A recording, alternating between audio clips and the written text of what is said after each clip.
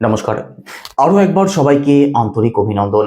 আজকের এই আলোচনাটি শুধুমাত্র কন্যা রাশির মানুষদের জন্যই গুরুত্বপূর্ণ থাকবে, কারণ আজকের এই আলোচনার মধ্যে দিয়ে আমরা জানবো কন্যা রাশির কিছু নেগেটিভ বৈশিষ্ট্য সম্বন্ধে। দেখুন, কন্যা রাশির মানুষদের মধ্যে প্রচুর পজিটিভ বৈশিষ্ট্য রয়েছে, সে বিষয়ে আগে আলোচনা করে দেওয়া আছে। আপনি যদি না দেখে থাকেন অবশ্যই গিয়ে দেখে নেবেন। শুধু আজকের এই আলোচনার মধ্যে দিয়ে আমরা জানবো কন্যা রাশির মানুষদের নেগেটিভ বৈশিষ্ট্য সম্বন্ধে, যার জন্য কন্যা রাশির মানুষরা জীবনে অনেক ক্ষেত্রে পিছিয়ে পড়ে, সমস্যার মধ্যে চলে আসে, নিজেদের দাম কমিয়ে ফেলে। তো সম্পূর্ণ ভিডিওটি অবশ্যই দেখুন। আলোচনা যদি ভালো লাগে লাইক, কমেন্ট এবং শেয়ার করতে পারেন। আমার সাথে যারা পার্সোনালি যোগাযোগ করতে চাইছেন, জন্মছক যারা বিচার করতে চাইছেন, নাম্বার শুধুমাত্র ভিডিও ডেসক্রিপশনে এবং ইন্ট্রোতেও দেওয়া আছে। আপনারা ফোন করে কিংবা হোয়াটসঅ্যাপের মাধ্যমে বুকিং করতে পারেন। আর আপনি যদি একজন নতুন দর্শক হয়ে থাকেন, এটাই সব থেকে ভালো সময় চ্যানেলটিকে সাবস্ক্রাইব করে নেওয়ার জন্য। তো চলুন আলোচনা শুরু করা যাক। কন্যা রাশি অর্থাৎ ভার্গো সাইনের মানুষদের প্রথম যে নেগেটিভ বৈশিষ্ট্য লক্ষ্য করা যায় সেটি হচ্ছে এদের মধ্যে যে কোনো বিষয় নিয়ে কনফিউশন। দেখুন, কন্যা রাশির মানুষদের মধ্যে কনফিউশন অত্যাধিক থাকে।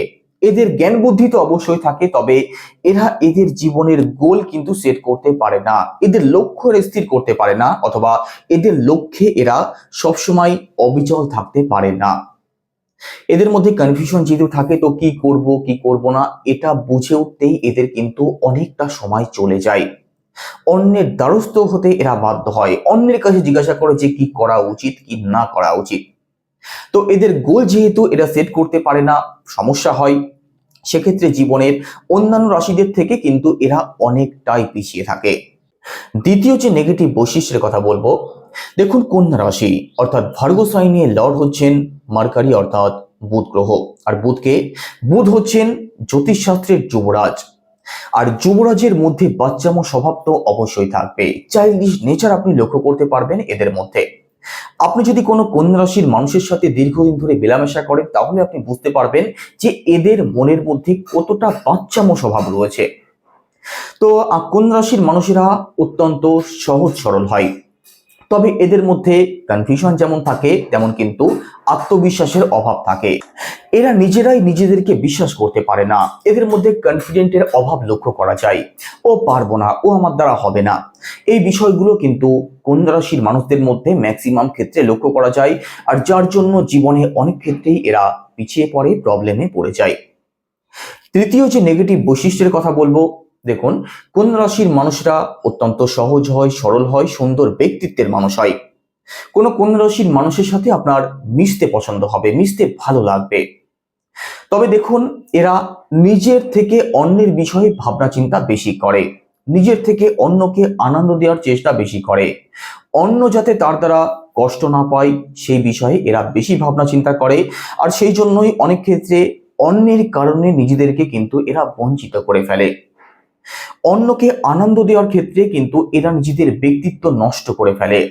তো নিজের সম্মানের জায়গাকে এরা নষ্ট করে ফেলে। নিজের যে গুরুগম্ভীর বৈশিষ্ট্য, নিজের যে গুরুগম্ভীর ব্যক্তিত্ব, সেটাকে এরা খুব সহজেই নষ্ট করে ফেলে। সেই সম্মানের জায়গাটা এরা কখনো পায় না। সেটা হতে পারে দাম্পত্য জীবনে, হতে পারে রিলেশনে, অথবা আত্মীয় স্বজনদের মধ্যে। যে সম্মান প্রাপ্তির এরা যোগ্য, সেই সম্মানটা কিন্তু এরা কখনো পায় না, আর যার জন্য এরা নিজেরাই দায়ী। চতুর্থ যে নেগেটিভ বৈশিষ্ট্যের কথা বলবো সেটি হচ্ছে অ্যাডিকশন। দেখুন, কোনো নেশার চক্করে যখন কোনো কন্যা রাশির মানুষ পড়ে যায়, তখন কিন্তু সেটা থেকে এরা বেরোতে পারে না। হতে পারে সেটা কোনো নেশাজাত দ্রব্য, হতে পারে সেটা কোনো তার শখের জিনিস যেটা তার বর্তমানে প্রয়োজন। যতক্ষণ সে সেটা না পাচ্ছে, ততক্ষণ কিন্তু সেটার পেছনে সে পড়ে থাকে, সেটা নিয়ে সে ভাবনা চিন্তা করতে থাকে। সেই অ্যাচিভমেন্ট যতক্ষণ এদের না প্রাপ্তি হচ্ছে, ততক্ষণ কিন্তু এরা শান্তিতে ঘুমোতেও পারে না। আর যদি সেই শখ তার পূরণ না হয়, সেক্ষেত্রে কিন্তু এদের মধ্যে টেনশন চলে আসে, হেডেক চলে আসে। এদের মধ্যে যে কোনো বিষয় নিয়ে আনস্যাটিসফ্যাকশনের জায়গা তৈরি হয়ে যায়। তো আপনাদের উচিত এই অ্যাডিকশন অর্থাৎ হঠাৎ করে কোনো কিছুর চক্করে পড়ে যাওয়া, চাইল্ডিশ নেচার অর্থাৎ বাচ্চাদের যেমন কোনো কিছুর শখ যদি একবার চড়ে বসে, সে কান্নাকাটি শুরু করে।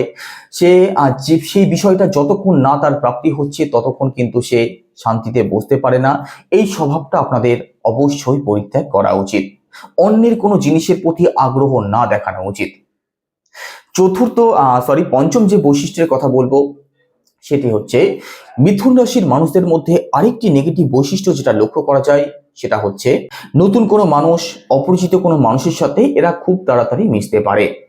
তবে তাদেরকে বিশ্বাস করতে এদের একটু বেশি সময় লাগে। এটা কিন্তু নেগেটিভ বৈশিষ্ট্য নয়, এটা পজিটিভ বৈশিষ্ট্য। হঠাৎ করে কাউকে বিশ্বাস করা কখনোই উচিত নয়, তবে সমস্যা অন্য জায়গাতে। দেখুন, কন্যা রাশির মানুষেরা কাউকে বিশ্বাস করতে যদিও একটু বেশি সময় নেয়, তবে যখন যাকে বিশ্বাস করে ফেলে, একবার যদি কাউকে এরা বিশ্বাস করে ফেলে, তার প্রতি কিন্তু এরা অন্ধবিশ্বাসী হয়ে ওঠে। আর এর জন্য জীবনে অনেক ক্ষেত্রে এদের ঠকতে হয়, অনেক ক্ষেত্রে এদের প্রবলেমে পড়তে হয়, অনেক ক্ষেত্রে ছলনা বিশ্বাসঘাতকতার শিকার কিন্তু এরা হয়ে যায়, অনেক ক্ষেত্রে মানুষ চিনতে এদের ভুল হয়ে যায়। আর যার জন্য এরা জীবনে অনেক ক্ষেত্রেই অনেক সমস্যা, অনেক বড় সমস্যার সম্মুখীন হয়ে যায়। যাদেরকে এরা অন্ধবিশ্বাস করে তারাই এদেরকে ঠকিয়ে দিয়ে চলে যায়। তো আপনাদের এই নেগেটিভ বৈশিষ্ট্যগুলো যদি নিজেরাই উপলব্ধি করতে পারেন, সেক্ষেত্রে আপনাদের জীবন কিন্তু সমস্ত দিক থেকেই সর্বাঙ্গ সুন্দরময় হয়ে উঠতে পারে। তো আপনি যদি একজন কন্যা রাশির মানুষ হয়ে থাকেন, সেক্ষেত্রে আজকের এই আলোচনা কতটা কি মিলেছে, অথবা আপনার পরিবারে যদি কন্যা রাশির কোনো জাতক কিংবা জাতিকা থাকে, তাহলে আলোচনা কতটা কি মিলেছে অবশ্যই কমেন্টে জানাবেন। আর আপনি কোথায় বসে ভিডিও দেখছেন সেটাও কমেন্ট করে জানাবেন। আর কি বিষয়ে আপনাদের ভিডিও প্রয়োজন সেটাও কমেন্ট করবেন। আমি পরবর্তীতে সেই সমস্ত বিষয় নিয়ে ভিডিও আনার অবশ্যই চেষ্টা করব। সবাই ভালো থাকুন, সুস্থ থাকুন।